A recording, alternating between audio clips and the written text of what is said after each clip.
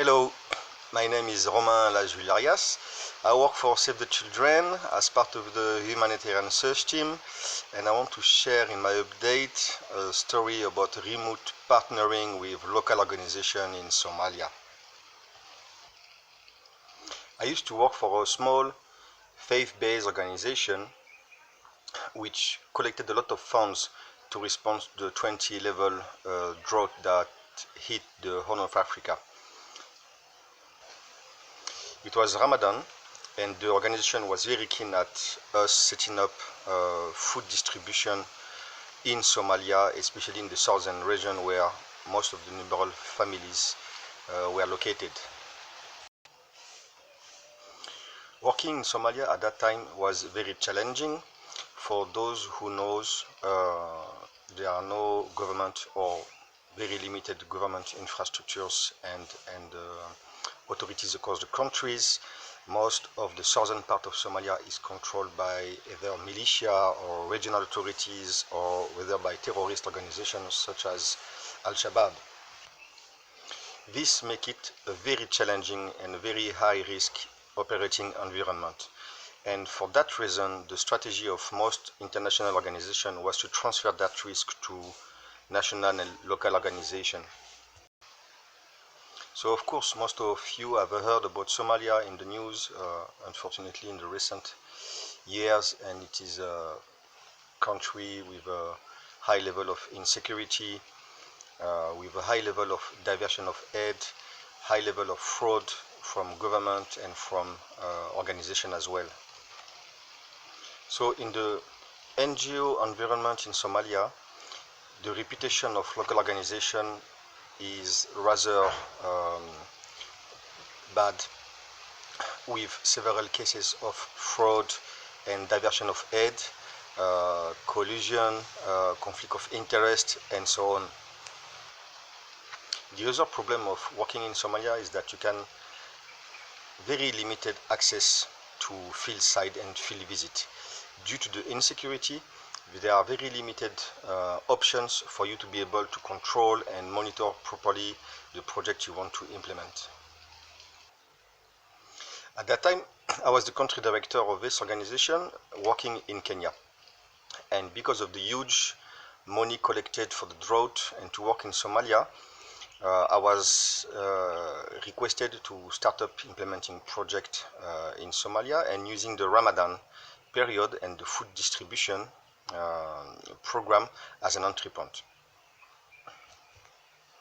Since I have worked a long time in Somalia and I had a strong network, I thought this was feasible. However, I knew that it will be very challenging, especially where we were targeting to distribute this food. The other main stakeholders in this remote partnership story is first the headquarters, which was pushing to distribute food for the Ramadan and to use properly the money collected from private individuals, which are mainly French Muslim people. They were very keen and pushing at the organization being able to work in Somalia and do this. I also work with a great program team based in Kenya, but from Somali origin, which help to have contact and to know what's going on in Somalia. They knew the area, they had their contact in Somalia and in Kenya. They could sometimes cross the border. They had their networks of friends, community representatives, suppliers. So this was very helpful to get some sort of connection with the locals where we wanted to work. Then the main other stakeholders is the local NGO representative, which I knew since quite a while by working with other organizations in Somalia, and which helped me a lot to make the right decision to work there. So the local organization I selected had a more or less good reputation and good references. They have distributed food in the past for WFP and other international organizations, and they had access to the area where we wanted to target. They had team on the ground. They had some quite good internal procedures in place in terms of procurement, human resources, as well as monitoring and reporting. So it became clear that this was a great asset for us to work with and to be able to deliver this program in a good fashion. So what's remote in that? Only the fact that my team was based in Kenya, I was sitting down in Nairobi, and the project was across the border in Somalia.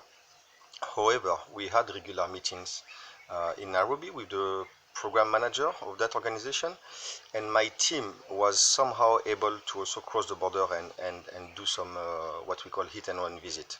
So the main point about remote is the lack of access and working cross border from Kenya to Somalia. So what was the biggest challenge in this remote partnership? Most of us would say, well, it's just the lack of access. You can't access the field visit, the field site, and you can't see what's happening. But thanks to the course and thanks to a bit of reflection with other colleagues, what actually was the challenge was the lack of trust and the fear of aid diversion, fraud, lack of accountability, and misusage just of the money from the private donors. This comes from the environment of bad reputation of those local organizations. For sure, many of them are working well, they work in a very challenging environment, they take risks that we don't take, and all of this affect somehow the relationship that we have with them. It limits the trust that we can put in them and in their team on the field, and it limits as well the confidence we have that they will carry on the project as agreed. So at that time we knew those challenges, we knew those risks, and I think we just accepted due to the pressure from those private donors and the HQ and also in our long-term strategy to start partnership and work in Somalia, we just acknowledge that we can't control everything, and then we must start to do some things to know from where to move on with this local organization. That doesn't mean that we went blinded, and we have worked a lot with those guys in Nairobi to agree on the project, to agree on the targeting criteria, to agree on the methodology, to agree on the project site, to share experience of food distribution, and to make some sort of key decision on the process, how they will implement the program for the Ramadan.